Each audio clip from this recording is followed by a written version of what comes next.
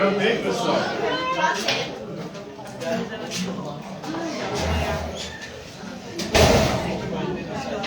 Silêncio, virar para frente, prestar atenção aqui. Bora lá.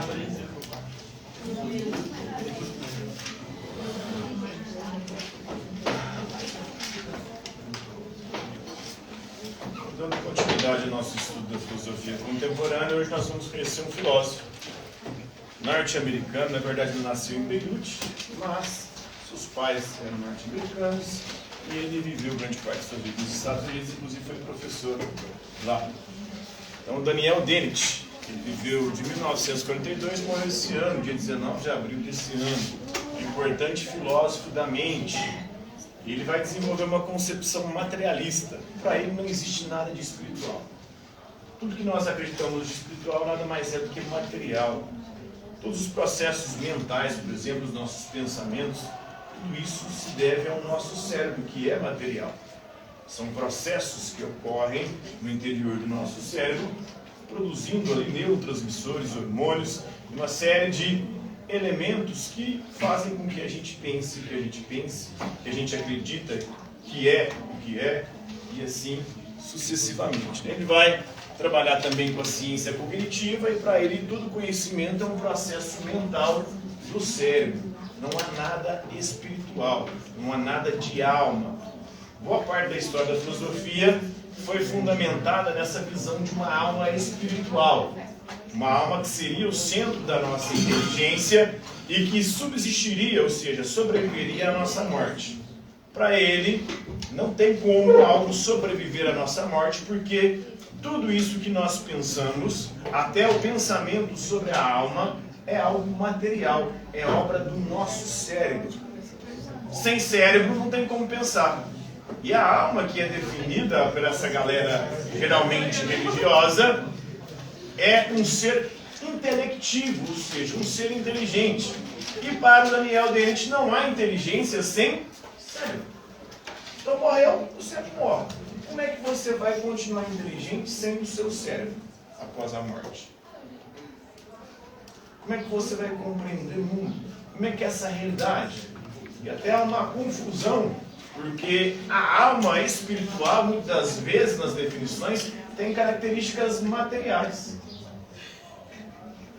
O espiritismo kardecista, por exemplo, acredita numa alma que ocupa um lugar no espaço, uma alma que vive no tempo, mas é algo completamente contraditório com a própria definição de alma.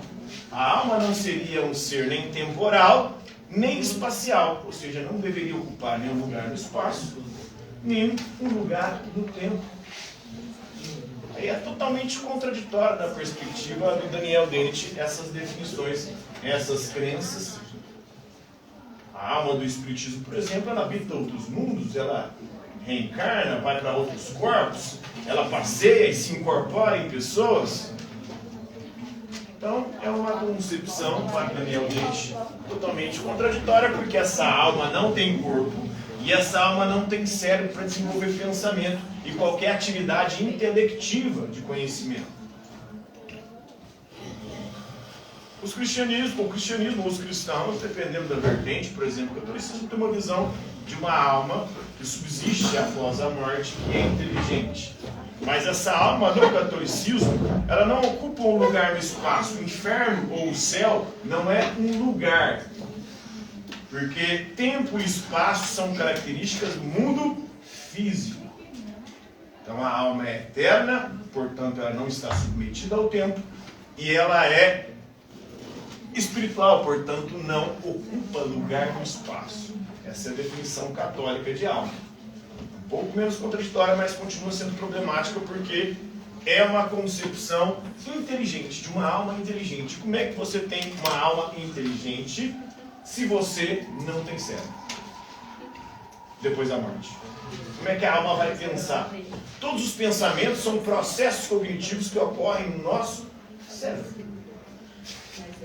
E ele vai desenvolver essa teoria da mente. A mente para ele é algo puramente material e funciona como um computador. Nossa alma funciona como algoritmos. algoritmos ali selecionando, na perspectiva do 0 e 1, a todo momento, processos.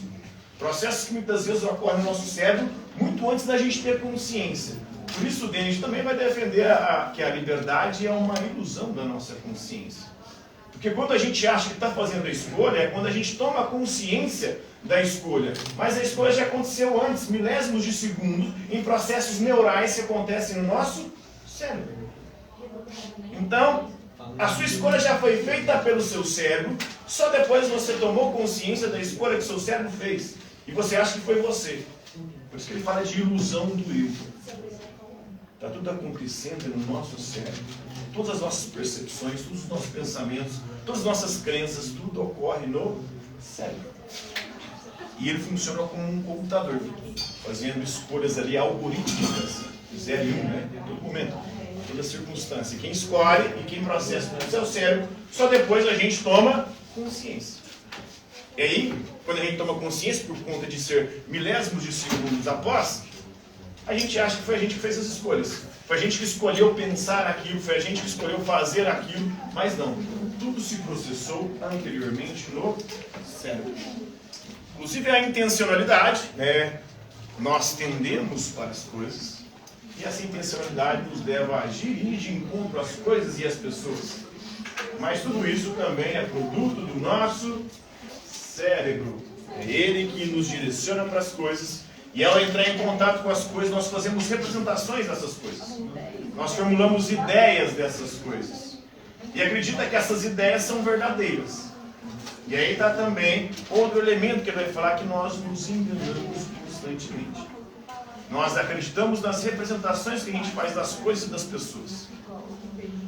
E isso nos leva a acreditar muitas vezes que a gente é muito mais inteligente ou esperto do que a gente é de verdade.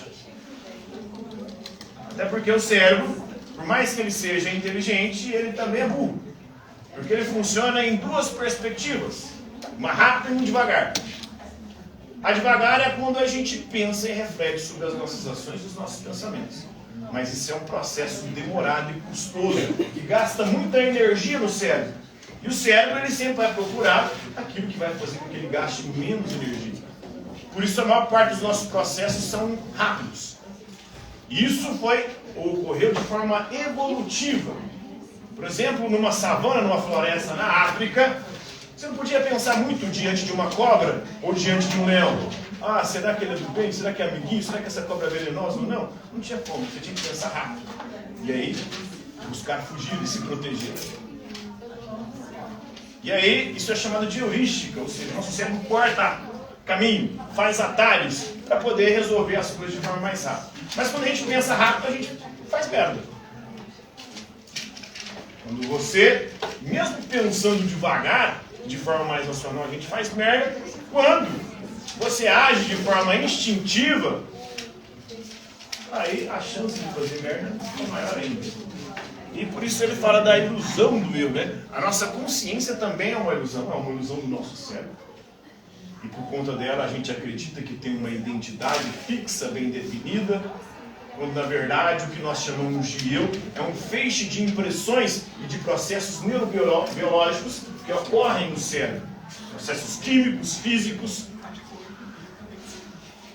Então, a consciência é uma ilusão e o nosso eu também é uma ilusão. Uma ilusão do nosso cérebro. Uma ilusão que faz com que a gente acredite que nós fazemos escolhas, que nós somos racionais, que nós somos mais inteligentes e mais espertos, quando na verdade a gente não é lá nessas coisas. E tem até um outro estudo que não é do Dennett, mas que mostra isso, chamado efeito Dunning-Kruger. Quanto mais nós ignoramos uma coisa, mais a gente acha que sabe sobre aquela coisa. Ou seja, quanto mais burro a gente é, mais inteligente a gente acha que é. É uma contradição. E quanto mais alguém estuda sobre algo, mais dúvidas ele tem, menos certezas ele tem, portanto ele se acha menos inteligente do que é. Então é um processo contraditório aí de como funciona o nosso cérebro. Pode ver pessoas que não estudaram merda nenhuma tentando explicar as coisas aí de forma fantástica e fabulosa, achando que sabe como tudo se deu. Já pessoas que estudam muito, em vez de ter mais certezas, essas pessoas têm mais dúvidas, né? Ele vai defender a evolução, o cérebro, nosso cérebro é o fruto de um processo evolutivo. Aí ele está com Darwin, né? A evolução da mente foi fruto de uma seleção natural, onde os indivíduos que tinham o cérebro mais desenvolvido e conseguia processar informações de forma mais sofisticada e mais eficaz, esses indivíduos foram relegando os seus genes para as próximas gerações. Foram transmitindo os seus genes por conseguir reproduzir para as próximas gerações. Mas tudo é a obra do cérebro humano. Para o Daniel Dennett, esse filósofo da mente. Não há realidade espiritual, nosso eu nos engana, tudo se resume à matéria, a ciência cognitiva, que estuda a forma como nós conhecemos, todo o nosso conhecimento é fruto de processos neurais do nosso cérebro. Essa teoria da mente funciona, a mente funciona como um computador, por meio de algoritmos que faz escolhas ali, diante de situações e circunstâncias diariamente, a todo momento. O cérebro é intencional, tende para as coisas para as pessoas, faz representações das coisas das pessoas, mas muitas das vezes toma essas representações, essas ideias, como se fossem as coisas. Mas, na verdade, as ideias e representações muitas vezes são equivocadas. Por isso, nós não podemos confiar muito nessas ideias e representações que a gente faz das coisas e das pessoas.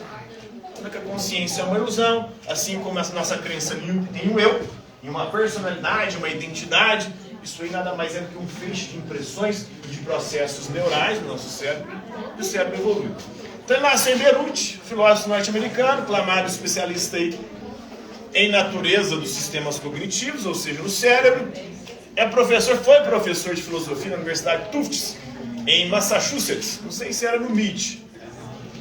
Mas é famoso aí por sua ampla expertise, né, em linguística, inteligência artificial, também estudou bastante e tentou mostrar como a inteligência artificial desenvolvida é algo muito similar e parecido com o cérebro humano, né? Aí desenvolveu também, ou estudou e usou muito a psicologia nos seus estudos. Utilizou termos memoráveis aí como a máquina joyciana para o fluxo da consciência, onde ele vai mostrar que a nossa consciência é um fluxo de processos químicos, físicos, biológicos do cérebro. Argumentando aí que a fonte do livre-arbítrio e a liberdade também não existe, porque a liberdade, aquilo que a gente acha que é a escolha que estamos fazendo, é um processo que já aconteceu antes da gente tomar consciência. Então você não escolheu nada, foi seu cérebro que processou aquilo. E você, milésimos de segundo depois, acreditou que estava escolhendo. Da consciência é o circuito computacional aí do cérebro, né? Que nos ilude a pensar que somos mais inteligentes do que realmente somos. Então, o cérebro muitas vezes nos leva a essas crenças infundadas. Achar que a gente conhece as coisas, as pessoas, conhece a realidade, quando na verdade a gente está elaborando um monte de representações que nos confortam, mas que não correspondem à realidade. Isso pode trazer algum conforto, como por exemplo a religião. Uma expectativa de uma sobrevivência, de uma existência após a morte, é confortante, ou é reconfortante essa crença, essa ideia, essa representação. Mas não é. E aí a galera religiosa é a que mais tem verdades, ou seja, dogmas, mais crenças de que sabe como o mundo é, como a realidade é, como inclusive o mundo do outro lado é o mundo transcendente. Porque ela trabalha com dogmas, verdades absolutas, inquestionáveis e irrefutáveis. Mas é uma das maiores ilusões já criadas pelo ser humano na perspectiva do Daniel Dennett. Compreenderam aí o pensamento dele, galera? Tranquilo aí? Tá favorável? Sim, ateu. Então por hoje é isso aí.